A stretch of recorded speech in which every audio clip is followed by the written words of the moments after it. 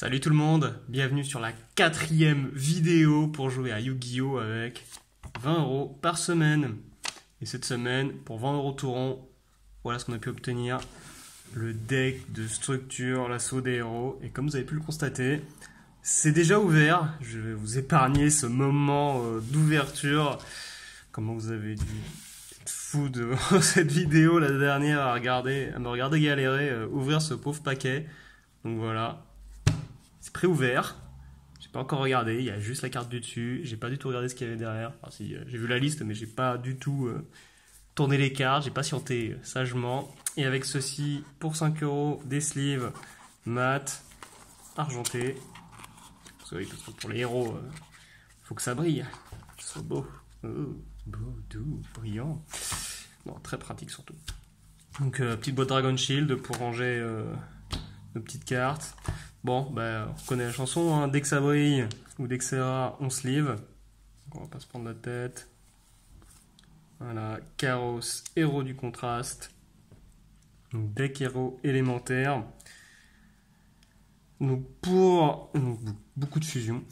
Pour jouer ce monstre, il nous faut 2 monstres héros masqués. Cette carte est toujours traitée comme une carte héros élémentaire.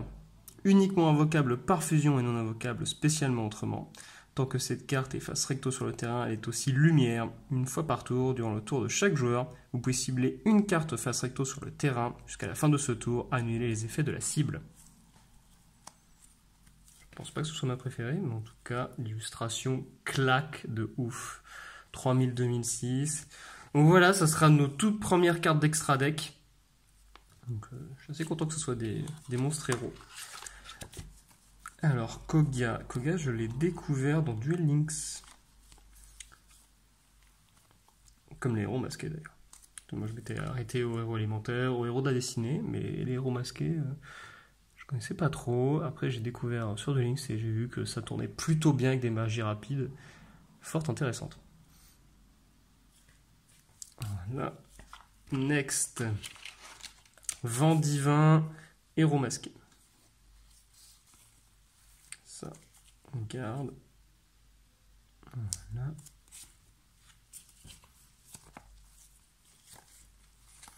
Sans trop l'abîmer, je vous avoue que la dernière j'ai eu peur un petit peu là. On y va doucement, on ne les abîme pas.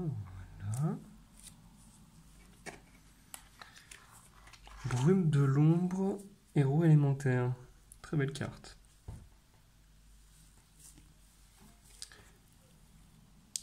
Voilà. Alors, nos cartes ultra et super sont protégées. On peut les mettre de côté. On peut passer à la suite.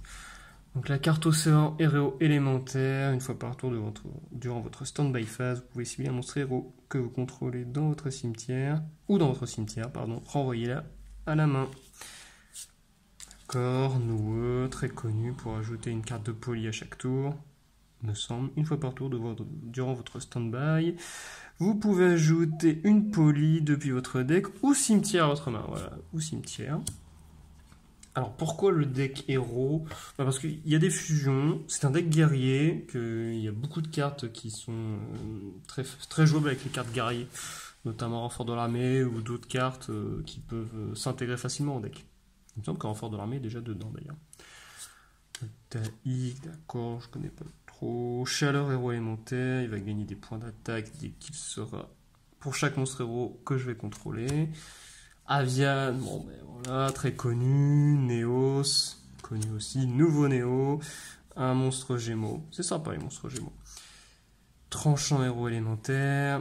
Nécombre, une fois par tour, tant que cette carte est dans votre cimetière. Un monstre héros élémentaire de minimum niveau 5 que vous invoquez normalement peut être invoqué sans sacrifice.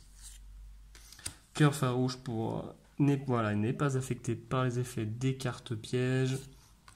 Donc beaucoup de guerriers, même que du guerrier. La taupe, alors ce truc c'était un cancer à l'époque, c'était l'enfer. Au début de la dommage tape, si cette carte combat un monstre de votre adversaire, vous pouvez renvoyer le monstre de votre adversaire et cette carte à la main. Bref, c'était le soldat pingouin, nouvelle génération, et c'était chiant pour le passer. Ange de loyauté. Bon, alors pour ceux qui ne connaissent pas cette carte, Tu vas faire gagner un montant d'attaque à un monstre lumière et ça joue de la main. Alors, je dois te dire que... Attends, j'ai ça dans ma main et boum, ouais, je joue la vie. Durant votre main phase, vous pouvez renvoyer cette carte face recto depuis le terrain à la main. Durant la dommage sub de chaque joueur, voilà, c'est là que c'est intéressant.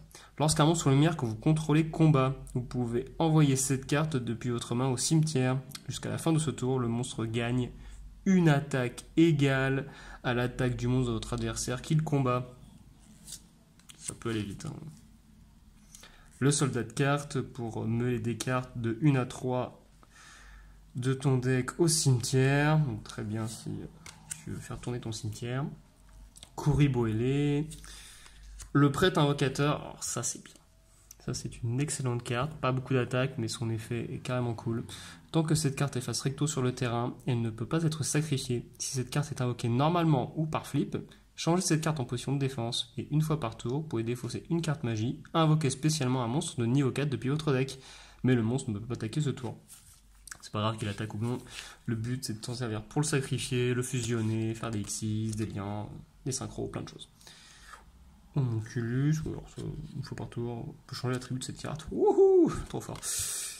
Changement de masque 2. Alors moi je connais le 1. Je ne vais pas lire le prix Goncourt, trop long. Changement de forme, une carte de magie rapide. Celle-là a l'air sympa.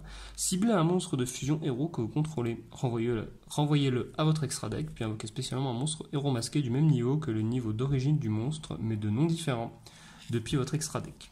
Donc cette invocation spéciale est traitée comme une invocation spéciale avec changement de masque. Ah d'accord. Et voilà la fameuse carte changement de masque juste après. Ciblez un monstre héros et une carte magie jeu rapide change dans votre cimetière, ajoutez-le à votre main. Voilà, et la carte phare du deck pour les fusions de nos petits monstres qui se trouvent juste ici. Ciblez un monstre héros que vous contrôlez. Envoyez-le au cimetière. Et aussi, après ça, s'il quitte le terrain par cet effet, invoquez spécialement un monstre héros masqué du même attribut que le monstre envoyé avait lorsqu'il était sur le terrain. Son attribut d'origine, si face verso, depuis votre extra deck. Ah, dommage, il n'y en a qu'un. Je vous avoue, il y en a eu une petite deuxième, ça aurait été très bien. La fameuse polymérisation de LOB. La fusion miraculeuse, oh, je me plains, mais il y a plein de cartes fusion. Il y a le changement de masque, il y a la poly, la fusion miraculeuse. Invoquez par fusion un monstre de fusion héros élémentaire depuis votre extra deck. En bannissant les matériels de fusion listés sur celui-ci depuis votre terrain ou votre cimetière. Donc c'est très bien si on a des... On va invoquer un monstre fusion. On peut aussi se servir des matériels qui sont dans le cimetière. Et un monde de fusion parallèle. Oh, c'est bon, il y a ce qu'il faut pour fusionner. Invoquer par fusion un monstre de fusion héros élémentaire depuis votre extra deck, en mélangeant vos matériels de fusion bannis listés sur celui-ci dans votre deck. Durant le tour où vous activez cette carte, vous pouvez invoquer spécialement de monstres, sauf par l'effet de cette carte. Bon, vous avez compris, j'aime bien les fusions. C'était, on va dire que c'est nostalgique, voilà. Car les fusions, c'est les premiers monstres de l'extra deck qui étaient joués. Et à l'époque, il n'y en avait pas beaucoup, et quand les héros sont arrivés, je vous avoue, c'était top, c'était cool. Si vous ne contrôlez aucun monstre face recto, payez la moitié de vos LP, invoquez spécialement un monstre élémentaire de niveau cast max depuis votre deck. Ça, c'est bien. Bon, le masque du héros, c'est pas ouf. Ça, il gagne non. Ah, voilà. Appel de détresse. Ajoutez un monstre héros élémentaire depuis votre deck à votre main. C'est renfort de l'armée, mais version héros. Détruisez un nombre de cartes magie piège égal au nombre de cartes héros élémentaires que vous contrôlez. Alors, justice vertueuse, peut être sympa. Au-delà de l'âme, ciblez un monstre normal héros élémentaire de votre cimetière, invoquez spécialement la cible. Ça, c'est très bien. Ou ça, par contre, ça, c'est très bien, ça. Ajoutez un monstre de type guerrier de max niveau 4 depuis votre deck à votre main. Bon, alors autant vous dire que ça, dès que tu as un guerrier, tu le mets. Hein. C'est pour ça que c'est limité à une d'ailleurs. Ciblez un monstre de type guerrier dans votre cimetière, ajoutez la cible à votre main. Très bien, voilà aussi pourquoi j'ai pris ce paquet. Le pot de dualité, excellente carte. Dévoilez les 3 cartes au-dessus du... Dévoilez les 3 cartes du dessus de votre deck. Ajoutez-en une à votre main et aussi, après ça, mélangez les 4 restantes dans votre deck. Vous ne pouvez activer qu'un pot de dualité par tour. Vous ne pouvez pas invoquer spécialement le tour où vous activez cette carte. C'est très bien. Je prends. Signal du héros, lorsqu'un monstre que vous contrôlez est détruit au combat et envoyé au cimetière, invoquez spécialement un monstre héros élémentaire de max niveau 4 depuis votre main ou deck. Très fort aussi. Explosion héroïque découverte dans Duel Links. Très bonne carte. Appel de l'étranté. Très vieille carte également. Première apparition dans Serviteur du Pharaon. Il y a fort longtemps. Pas dans une galaxie lointaine, mais dans des boosters très très lointains. Il me semble que c'était en 2003-2004 quand c'est sorti. Et c'était une carte ultra rare. Maintenant, carte très commune, très basique. Activez cette carte en ciblant un monstre dans votre cimetière. Invoquez spécialement la cible en position d'attaque. Lorsque cette carte quitte le terrain, détruisez la cible et vice versa. Donc la carte, lorsque la cible est détruite, détruisez cette carte. Trappe sans fond, ou alors ça vous en mettez 2 ou 3. Lorsque votre adversaire invoque un ou plusieurs monstres avec 1500 d'attaque, détruisez ces monstres avec minimum 1500 d'attaque. Et si vous le faites, on les bannit. C'est encore mieux que le cimetière. Ça va même pas au cimetière, ça sort carrément du jeu. Oh, ça aussi, dispositif d'évacuation obligatoire. Alors, il me semble qu'avant ça s'appelait dispositif d'évacuation forcée. Je sais pas si c'est un errata ou s'il y a une modification. Ciblez un monstre sur le terrain, renvoyez la cible à la main. Autant dire que tu le joues sur un gros ton. Je joue mon gros monstre. Ah ben non, retourne dans ta main. Bon ben, il n'y a plus de gros monstre. Lorsqu'un monstre de type guerrier... Hurlement de garde. Non, je n'ai pas du tout envie de dire cette carte. Et Grande Tornade qui a été cachée derrière. D'accord. Et le petit bout de carton à la fin. Bon, mais quand même des cartes très très intéressantes. Bon, nous avons la fusion. Alors ça, il faut le garder. Ça, il faut le garder. Ça se garde. Si on joue héros, évidemment, il faut remettre les cartes héros. Pour dualité, on garde. Le renfort de l'armée, c'est toujours utile. Je vous avoue, après, est-ce qu'on jouera héros ou non? Est-ce qu'on jouera le deck des familiers possédés? Est-ce qu'on jouera le deck de Slifer? Est-ce qu'on jouera ou le deck de Mechabot?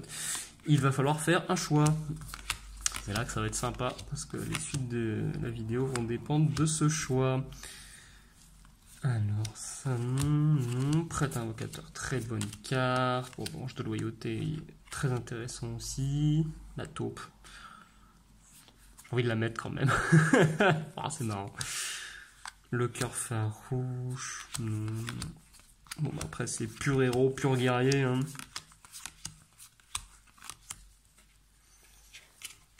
Là, je vais sliver les petits paquets. Donc, voilà, on retient notre inspiration pour pas l'abîmer. Donc, comme je vous le disais, le choix des decks en fait va se faire en fonction de ce que je vais acheter plus tard aussi, en fonction de notre budget. Il faudra aussi prendre des boîtes remplies de cartes pour pouvoir ranger aussi toutes mes cartes, bien les protéger pour pas qu'elles perdent de valeur ou qu'elles soient encore jouables. Qu'est-ce que je pourrais rajouter d'autre? Eh bien que la prochaine vidéo ne comportera pas forcément une ouverture de deck de structure ou même de cartes, ça sera plus un peu pour ranger quelques cartes, quelques boîtes, peut-être, je ne sais pas, je vais voir, car pas la prochaine vidéo, mais la suivante, donc dans 2 semaines, comportera une plus grosse boîte. Donc vu que si je veux jouer le jeu et faire des économies pour acheter du plus gros, la précédente vidéo sera forcément moins coûteuse en termes de budget. Peut-être pas forcément moins intéressante, mais moins coûteuse. Voilà.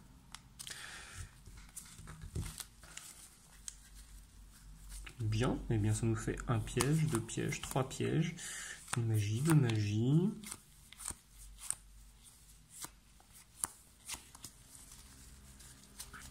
Si on veut jouer héros élémentaire, alors voilà aussi où je voulais en venir, c'est que peut-être que les précédentes boîtes auront des monstres héros à l'intérieur. Peut-être, je ne sais pas, ce sera en fonction de mes orientations, de mon orientation pour les futurs achats. Donc voilà, ça nous fait quand même, oui, 1, 2, 3, 4, 5, 6, 7. Voilà, 7 monstres c'est pas mal. Après, je vous avoue, c'était surtout pour les magies et les pièges. Et pour la nostalgie d'avoir des fusions, d'avoir quelque chose dans l'extra deck, parce que jusqu'à maintenant nous n'avions aucune carte à part un jeton.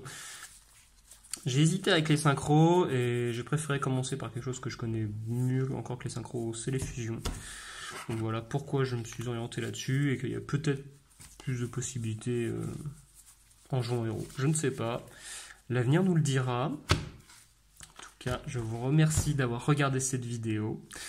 Comme vous avez pu le constater, eh bien maintenant tout est ouvert en amont pour ne plus perdre de temps. Si vous avez des questions, n'hésitez pas. Si vous avez des recommandations, n'hésitez pas non plus.